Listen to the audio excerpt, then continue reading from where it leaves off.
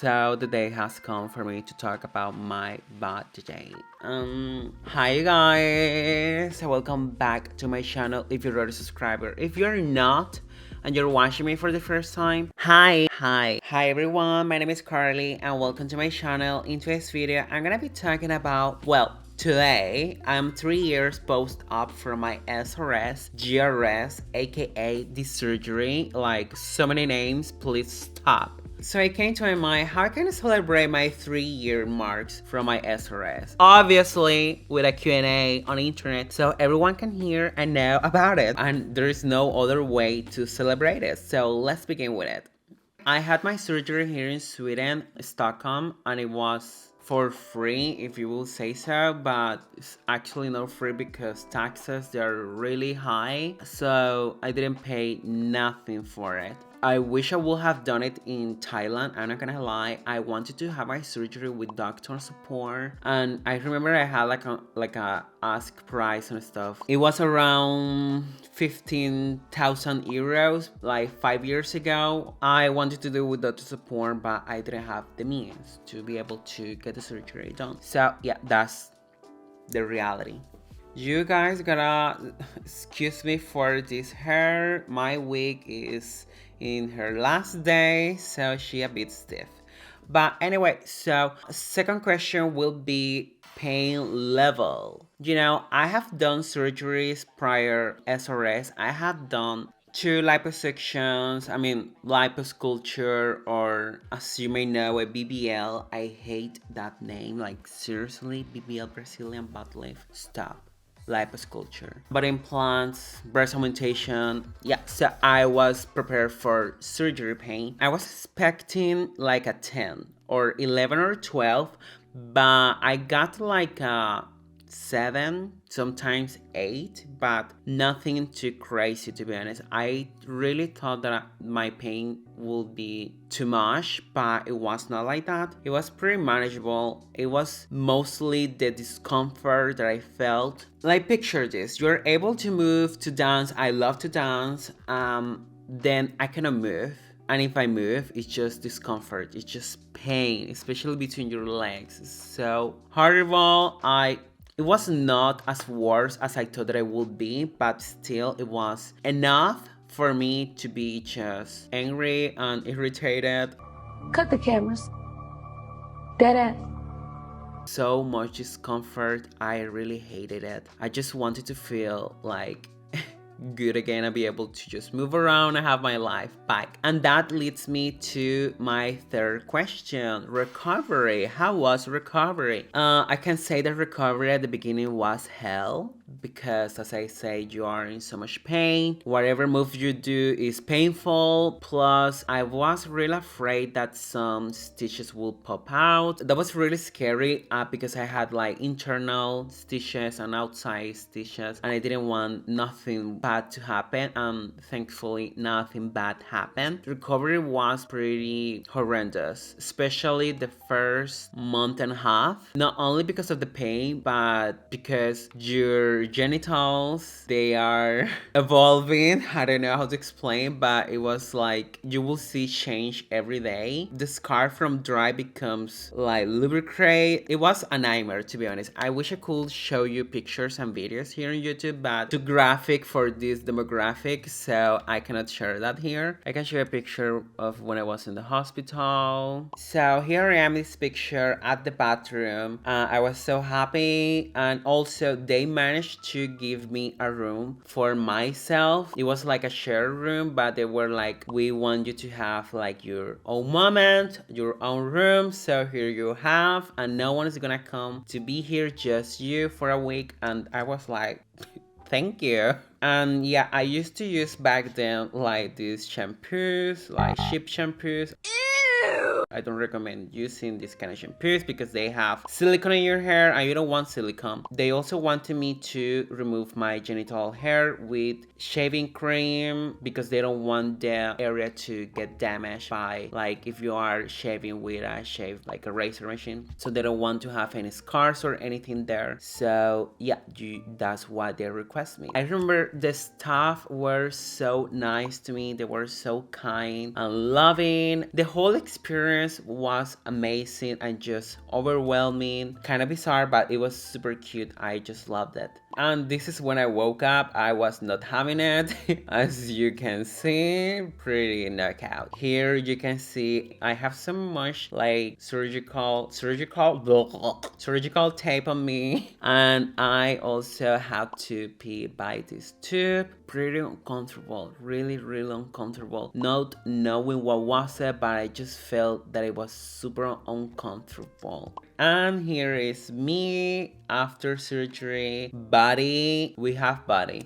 Yeah, but okay, so after the second month, when my scar just healed up, I was like, okay, now I feel more comfortable. I could start moving around and like do stuff because so here's an advice for you if you are doing any surgery anytime soon. After surgery, you gotta move. You have to be active because if you just stay in one position, your muscles, they are going to reduce. You're not gonna have the same strength, the same strength to be able to move around. So after surgery, please start moving. Obviously, you need to follow the instructions by your doctor, not by someone on YouTube, but what I will say will be try to be active. I don't mean tap. Try to do stuff at home, take a walk, even though if you're feeling like you're fainting. I don't know, well, that was me. Always feeling like I'm fainting. It's so hard. I really don't understand how other people are able to just party and go wild after surgery.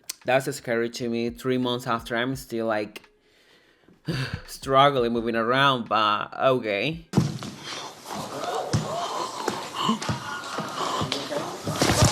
Recovery is just about time. Time will make things get better. But also, this goes hand in hand with your mindset. You gotta be in a healthy state of mind, thinking and feeling that you are healing and not being stressed out and not having negative energy. Because if you are like with a negative energy and looking for errors or looking for stuff that you don't like right away, then it's not gonna go well, to be honest. Don't do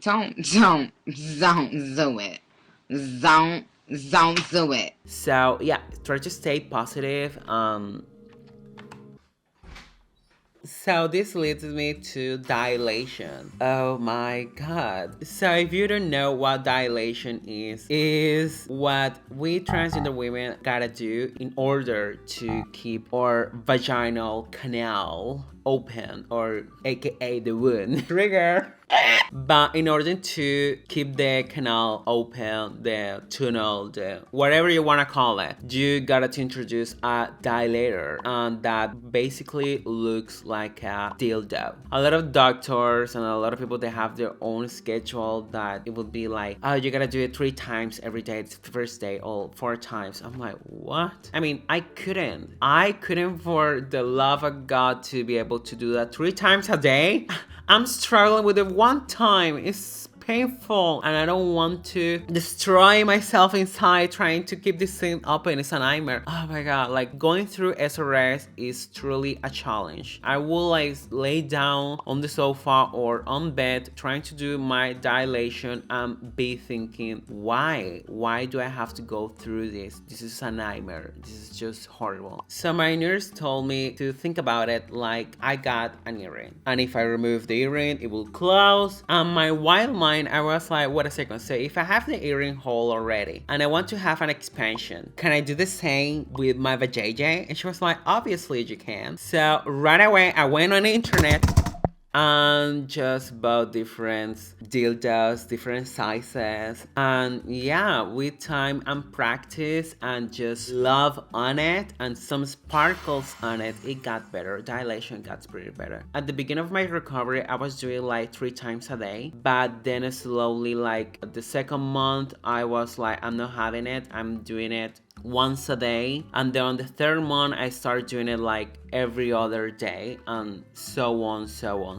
I was like pretty good with my dilation that I got to a point that I can do it like once a week or once every 2 weeks, sometimes even 4 weeks. But now I'm trying to do once a week, just for the sake of it. I don't want any surprises, so yeah, I'm going to stick to once a week right now. But yeah, 3 years, oh my god, I'm really exhausted of doing my dilation all the time, and I have to do my whole life. I don't know, you guys, I really don't know. I don't want to live my whole life and having to go through that all the time. That's the only thing that I can do right now, so I have to do it, but I will try to find a way to be able to do another surgery. So I've been looking to this other technique that they use, like a part of your instinct, whatever.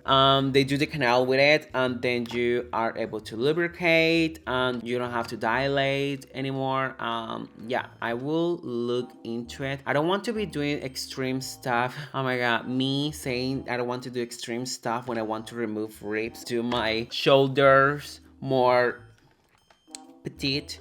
But yeah, so let's see what happened with time. But I really want to find a way to get rid of dilation because I just hate it, period. So for the question, did the surgery change me? And by this I mean, well, a lot of people say that when you do the surgery you go cuckoo, but it's not that. I mean, I guess there's some girls that they do the surgeries for the wrong reasons, and that's one of the reasons why some of them go cuckoo. But in my case, I didn't go crazy. Instead, I feel complete. I feel calmer. I just feel at peace, at ease. I don't have the same stress, the same shame, the same disgust I felt before surgery. It disappeared. I just feel so at peace with myself, and I love myself even more. Like, I don't know, it's just so bizarre, but I'm so much happier with myself. So did it change me? Yeah, to a better version of me. It did change me.